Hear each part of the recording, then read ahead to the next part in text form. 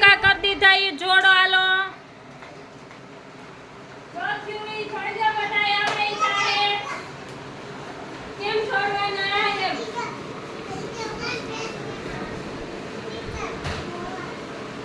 હા જોડવા માંડો હજી બીજા આકાર હાલો. બધા આકાર કરી દીધા એ પૂરા કરવાના. ચાલો શ્રુતિ ટપકા નહીં લીટી કરવાની ઉપર. ટપકા ઉપર લીટી કરવાની. શ્રુતિ ટીચર ને કે શીખડાવે જા. આને શીખડાય તો લીટી કરતા. ટપકા જોડવાના. શું કરવાનું?